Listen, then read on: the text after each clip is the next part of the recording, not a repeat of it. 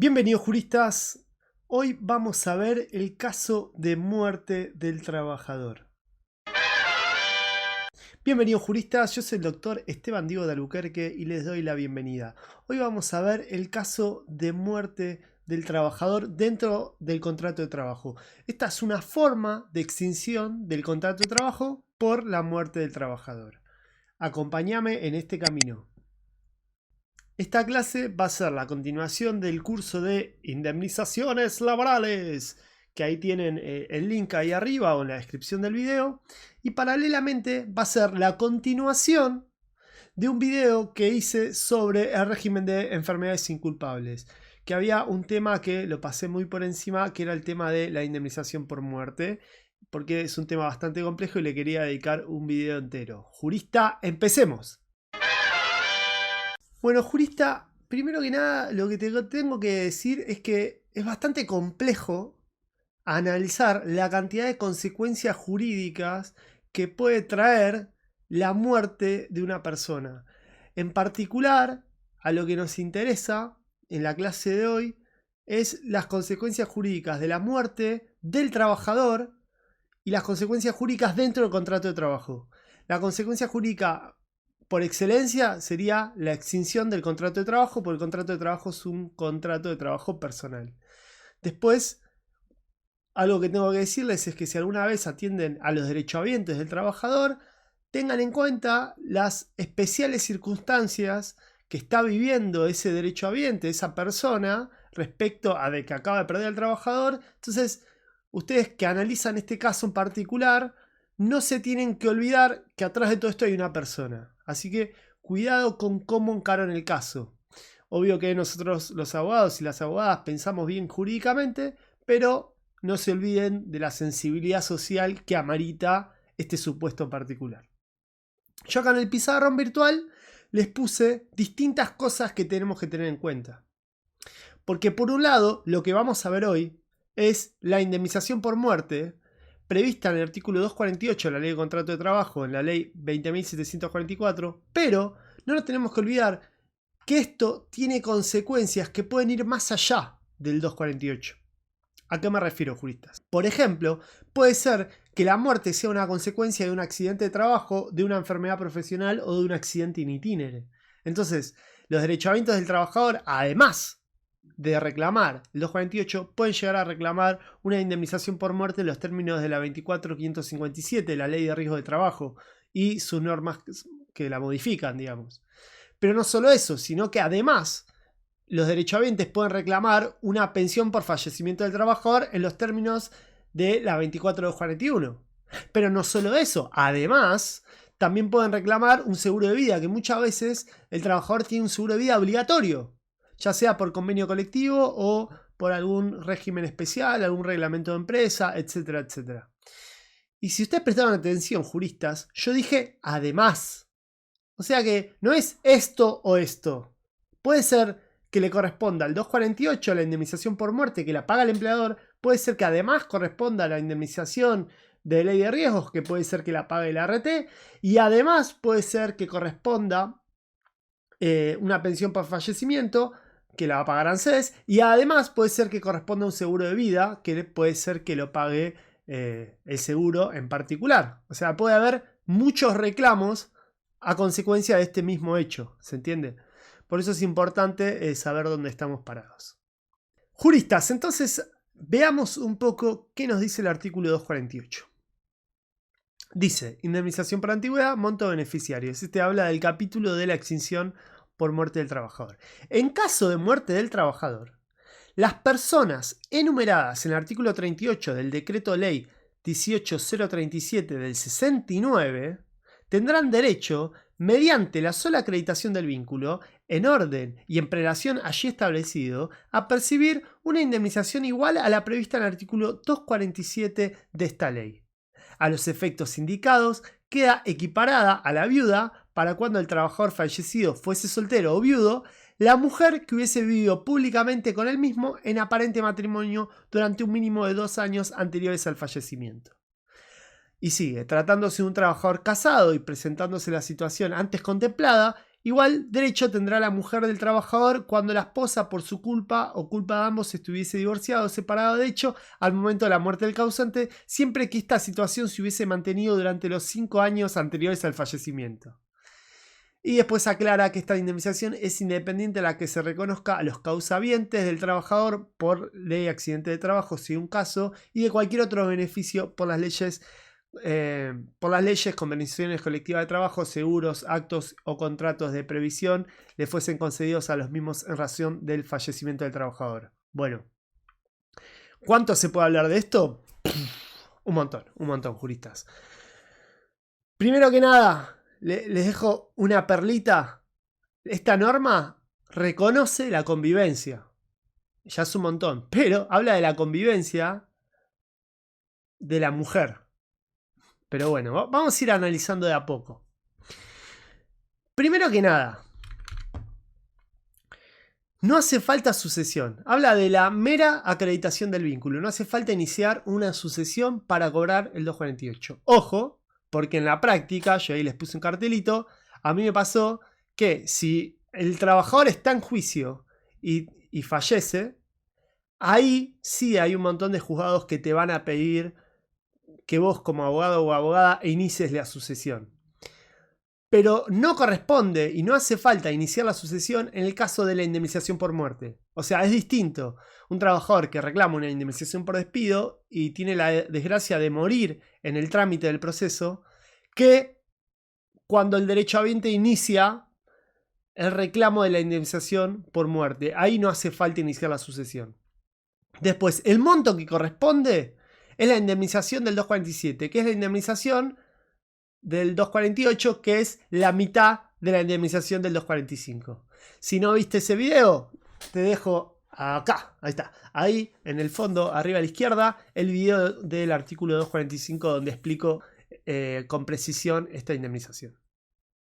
Después, cosas que aclarar. Sí corresponde, además del 245, todo lo que tiene que ver con las vacaciones proporcionales del 156 y el SAC proporcional del 123. De hecho, si ustedes leen las normas, dicen que también le va a corresponder al trabajador o a los derechohabientes. Pero, no corresponde el preaviso o la integración me despido. Eso no. ¿Por qué? Pues bueno, no hay omisión de dar el preaviso porque el vínculo no se extinguió por un despido normal, sino que se extinguió por la muerte del trabajador. Entonces ahí no corresponde el preaviso, ¿se entiende? Pero sí corresponde también, y sí se puede reclamar, los derechohabientes tienen el derecho de hacerlo, de reclamar los días trabajados del mes de la extinción del vínculo, pero además diferencias salariales. O sea que si el trabajador le debían diferencias salariales porque estaba mal categorizado o porque le debían horas extras, etcétera, etcétera, etcétera, los puede reclamar.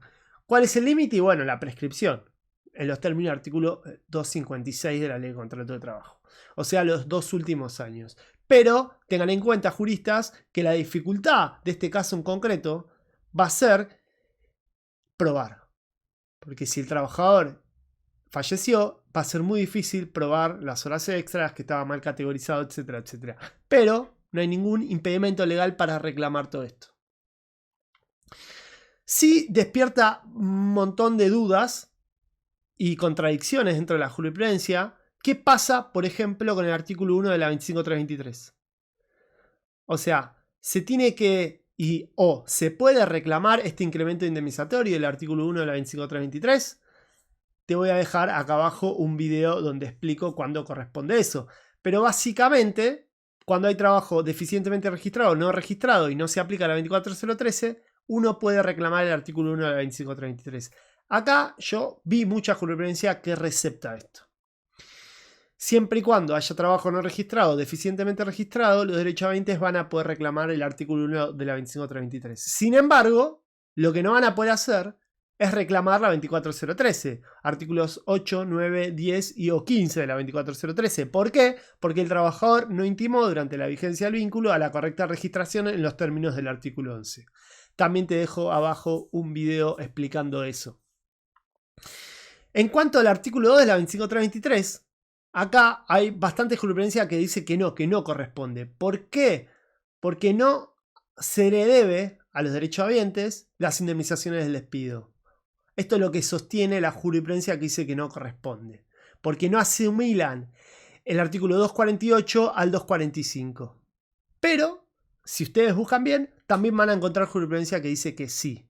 Pero bueno, también depende de dónde estamos parados, ¿no? Porque hay plenarios que cuando analizan el artículo 2 de la 25323, como ese artículo hace referencia al artículo 245, al 232 y al 233, van a sostener que no se aplica en este caso. Pero bueno, yo lo pediría siempre, no lo negociaría, pero lo pediría, sabiendo que lo más probable es que me lo puedan rechazar.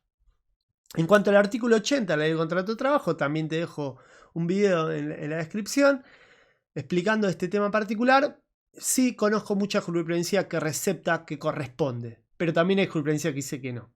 Como verán, hay jurisprudencia contradictoria acerca del resto de las normas, porque como les leí el artículo 248 recién, hace referencia al 248 al 247, que hace referencia a la mitad del 245. Y ahora el gran tema de este video va a ser quiénes son los beneficiarios, quiénes son los derechohabientes. Y acá, bueno, agárrense de la silla porque va a ser un camino bastante nebuloso.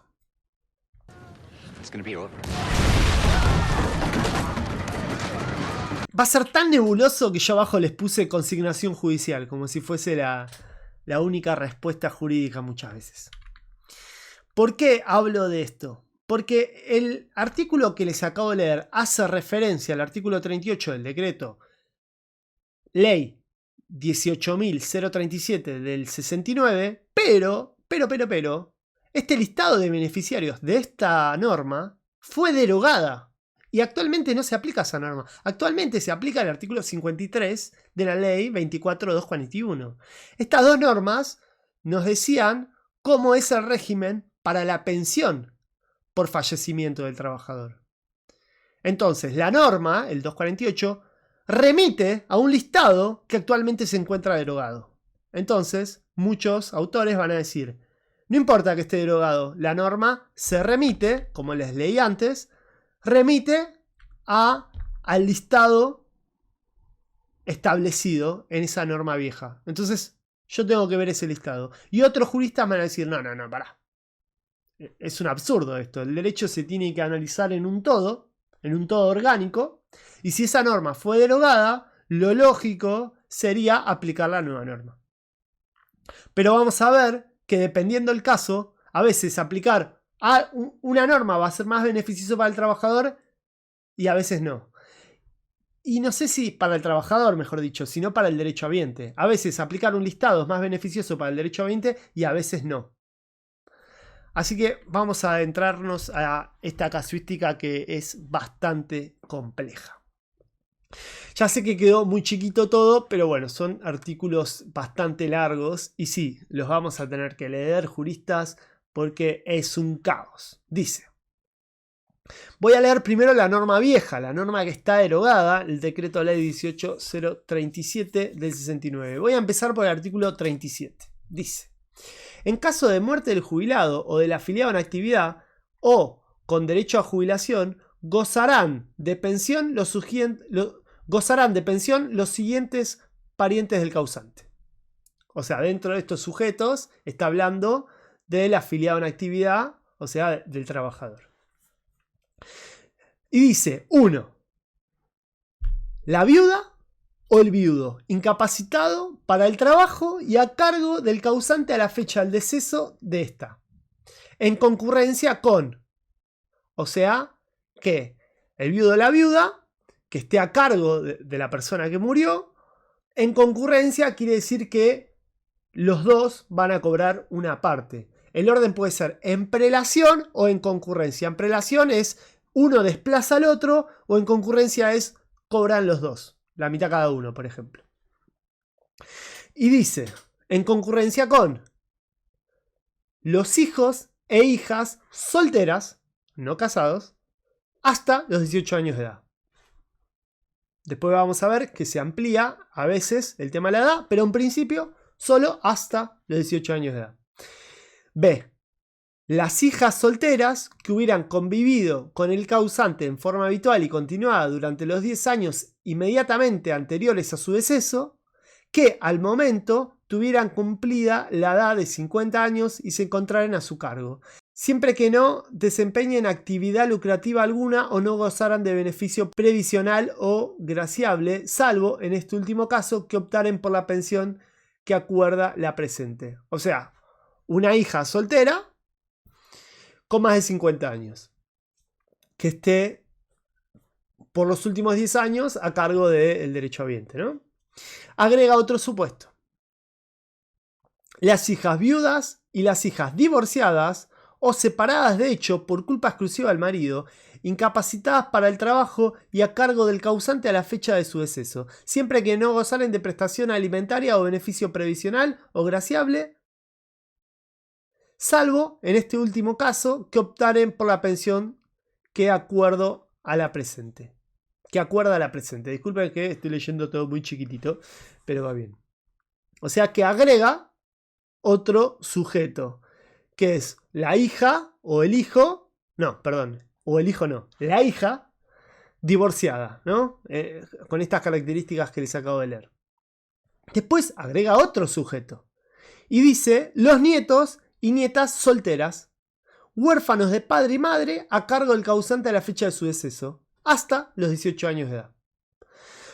O sea que puede haber concurrencia con el viudo o la viuda, incapacitada para el trabajo y a cargo del causante que murió, con todos estos sujetos que vimos hasta ahora. 2. Los hijos y nietos de ambos sexos en las condiciones del inciso anterior. O sea, y a cargo del causante. 3. La viuda o el viudo en las condiciones del inciso 1 en concurrencia con los padres incapacitados para el trabajo y a cargo del causante a la fecha de su deceso, siempre que estos no gozaren del beneficio previsional o similar, salvo que optaren por la pensión que acuerda la presente.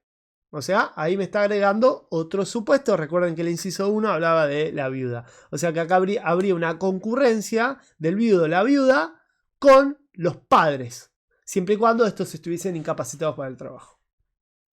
4. Los padres en las condiciones del inciso precedente.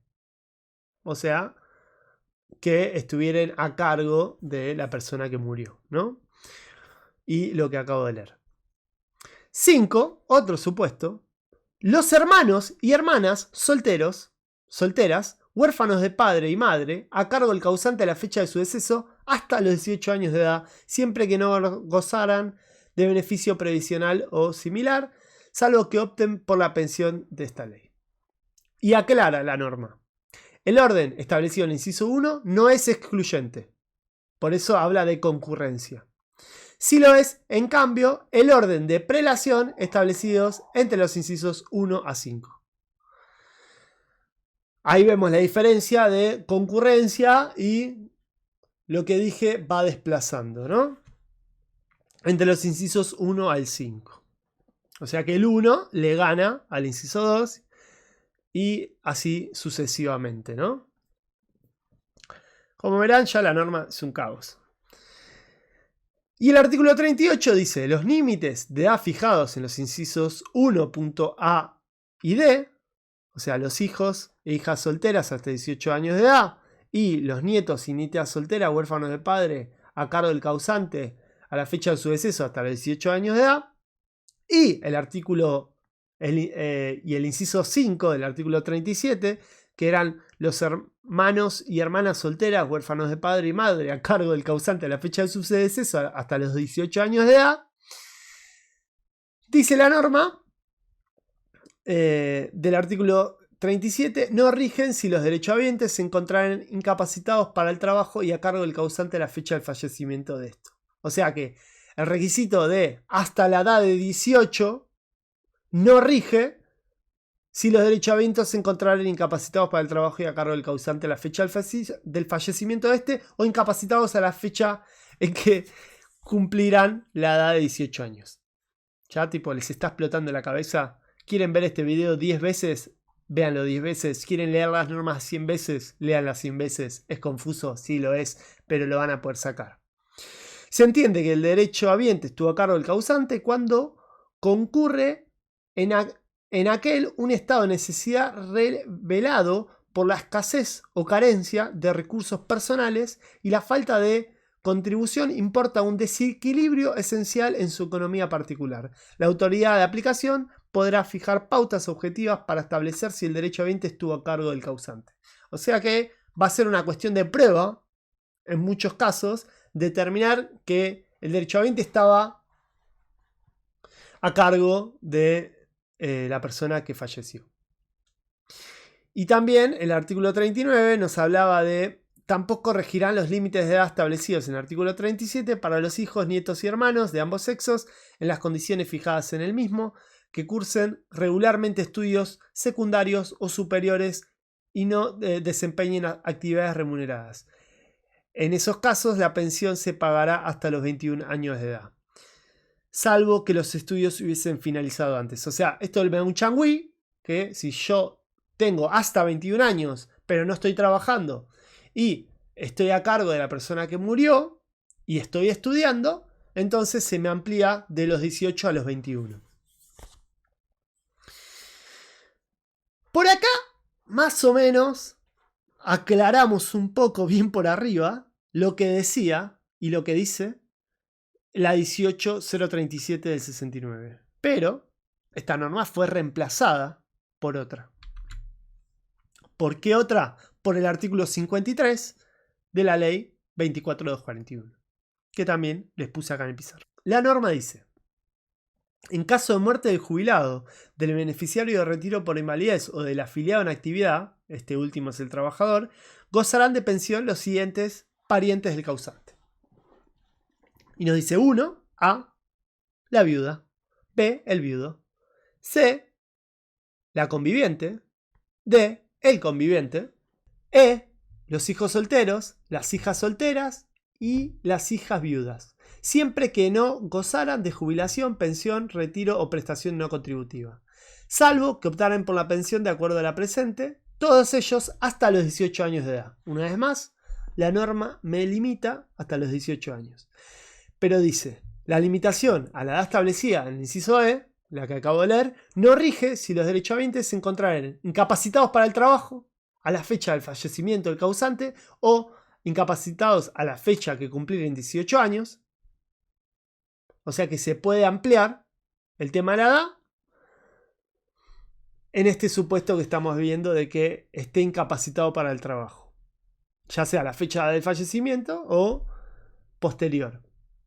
Se entiende que el derechohabiente estuvo a cargo del causante cuando concurre en aquel un estado de necesidad, otra vez hablando del estado de necesidad, revelado por la escasez o carencia de recursos personales y la falta de contribución importa un desequilibrio esencial en su economía particular. La autoridad de aplicación podrá establecer pautas objetivas para determinar si el derechohabiente estuvo a cargo del causante. Otra vez es relevante el tema este de estar a cargo de. En los impuestos de los incisos C y D, o sea el conviviente y la conviviente, se requerirá que él o la causante se halle separada de hecho o legalmente, o haya sido soltera, viudo o divorciado. O sea, para que funcione esto de la convivencia, me están diciendo que yo tengo que estar separado previamente, de hecho o legalmente, o ser viudo o soltero o divorciado. Y me pide que hubiera convivido públicamente el aparente matrimonio durante por lo menos 5 años, inmediatamente anteriores al fallecimiento. Pero este plazo de convivencia se va a reducir por 2 años cuando exista descendencia reconocida por ambos convivientes. O sea que si yo convivo, el derechohabiente convive con el trabajador que murió, me piden 5 años. Pero si compartimos un hijo, me piden 2 años. Pero ojo, porque dice, él o la conviviente excluirá al cónyuge superstite. Al cónyuge superstite es una forma de decir el cónyuge sobreviviente. O sea, me está hablando de la posibilidad de que yo conviva con alguien y esa persona que murió estaba casada con otra persona. ¿Se entiende? Él o la conviviente excluirá al cónyuge superstite, o sea que el conviviente lo puede excluir al esposo de la persona que murió, cuando éste hubiese sido declarado culpable de la separación personal o del divorcio.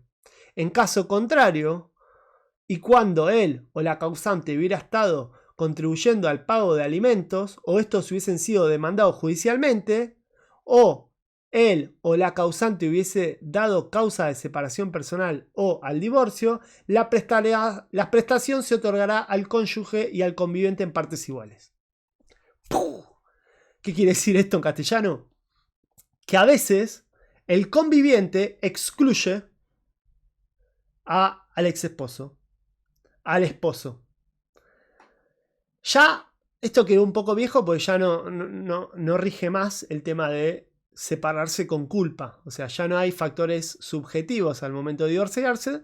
Uno se divorcia sin invocar la culpa del otro. Lo que nos trae esto, problemas en la práctica. Porque si el que viene a reclamar es el conviviente, esa persona va a tener que probar de alguna manera que era el conviviente y probar que esa persona que se murió no está casada. Pero si figura en su DNI casada, va a poder venir la ex esposa o el ex esposo y van a poder reclamar los dos y le va a corresponder la mitad a cada uno. O sea, si a ustedes les gusta esas películas como Naranja y Media, que tienen como dos vidas, creo que hay una película de Suar que se trata de algo así. En ese supuesto, técnicamente podrían reclamar la mitad cada una, la conviviente y la esposa. Lo cual es bastante complicado porque el empleador, si paga mal, paga dos veces. Por eso yo les puse el comodín que voy a explicar en unos minutos de la consignación judicial. Como verán, es bastante complicado. Porque por un lado, tenemos el artículo 248 de la Ley de Contrato de Trabajo que nos remite al Decreto Ley 18037. Y por el otro lado, tenemos el artículo 53 de la 24 de 41. ¿Cuál se aplica? ¿Se aplica esto o esto? Piensen que este listado que leímos antes es más amplio. Porque miren todos estos sujetos que no estaban. Uno de los sujetos más importantes que no está en este nuevo listado, del 53, son los padres. O sea que si el trabajador que se muere solo tiene padres y yo tomo el listado nuevo, no corresponde el 248. Pero si tomo el listado viejo y el padre estaba a cargo del trabajador que falleció, ahí sí corresponde. También hay otros sujetos que están acá y no están en el otro. Los hermanos y hermanas solteras, huérfanos de padre y madre, a cargo del causante, hasta los 18 años. Bueno, no voy a leer otra vez el listado, pero es una cuestión de recordar y podemos sacar un montón de ejemplos que están acá y no están acá. En base a eso, hay muchos autores que sostienen que lo que hay que hacer es la interpretación que tiene que ver con la equidad, con la justicia social y con una interpretación más favorable del derecho habiente, que es la persona que se quedó sin sustento y que dependía económicamente del trabajador fallecido. Entonces, en esos supuestos hay un montón de jurisprudencia que, más allá de que esta norma esté derogada, aplique esta norma. Y hay fallos donde la madre de la persona que falleció termina reclamando la indemnización por muerte y se la terminan dando. Aunque, si usamos esta otra interpretación, la del artículo 53, la madre o el padre de la persona que murió no tendría este derecho. ¿Cuál es la moraleja? Que muchas veces el empleador, para no pagar dos veces, lo que mejor puede hacer es consignar judicialmente la plata. O sea, hacer un juicio diciéndole al juez, murió tal trabajador, yo no sé quién es el legitimado para cobrar esto, toma la plata, juez. la deposité en el banco del juzgado. Se le corre traslado a los posibles herederos y después el juez decide a quién le corresponde. ¿Se entiende? ¿Qué tenemos que tener en cuenta? Que muchas veces lo que va a ser determinante es que la prueba nuestra, como juristas, va a estar en determinar que ese sujeto estaba a cargo de la persona que falleció. Así que ojo. Recordemos también que la norma, esta que vimos recién, el artículo, la ley, el decreto ley 18037, no nos hablaba de el conviviente, técnicamente, pero sí el artículo 248 nos hablaba del conviviente.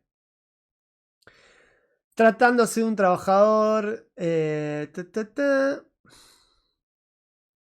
dice que equiparada a la viuda para cuando el trabajador fallecido fuera soltero o viudo, la mujer que hubiese vivido públicamente con él mismo en aparente matrimonio durante un mínimo de 2 años anteriores al fallecimiento. También hay fallos que le reconocen este derecho no a la mujer, sino al hombre conviviente, porque es un desacierto discriminatorio de la norma que no reconozca, por ejemplo, a 2 hombres que convivan del mismo sexo y que fuesen pareja. ¿Se entiende?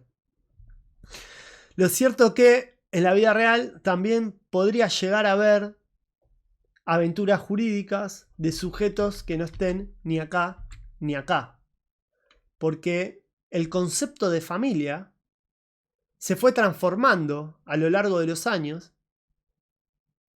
Y a veces, si hay un trato familiar y no están los otros sujetos del listado, uno podría pensar que podría existir un nuevo legitimado para este tipo de indemnizaciones. En la práctica, muchas veces lo que se hace para evitar el litigio es acuerdos judiciales. Agarro a todo el mundo y si hay acuerdo y todos firman. Más allá de la edad del hijo, si los que quedaron fueron, no sé, la viuda y 2 hijos, y un hijo tiene 10 años y el otro, no sé, 30, capaz lo que corresponde de acuerdo a la ley es la concurrencia entre la viuda y el hijo menor de edad. Pero ante la duda, muchas veces yo he visto acuerdos donde firma todo el mundo, básicamente. O sea que el hijo mayor de edad también firma. Pero recuerden que leímos acá y la norma habla de la diferencia entre el orden excluyente, o sea que uno desplaza al otro, y la concurrencia. A veces hay concurrencia y a veces hay una prelación que un sujeto excluye al anterior. ¿Se entiende? Lo que quiero que les quede de este video es que es un lío. ¿Y por qué es un lío? Porque la norma, el 248, me remite a un listado que está desactualizado, que está derogado. Y que es distinto que el listado que está actualizado en los términos de la 24241. Entonces, frente al caso en concreto, mi recomendación es buscar jurisprudencia del caso y, en el peor de los casos, animarnos a una aventura jurídica que tiene que ver con ampliar el posible listado. ¿Se entiende? Teniendo en cuenta que si ustedes van por parte empleadora, ahí muchas veces lo que les va a convenir, en caso de duda, es consignar todo judicialmente. Les recuerdo que lo que vimos recién es solo el tema de la indemnización por muerte en los términos del 248.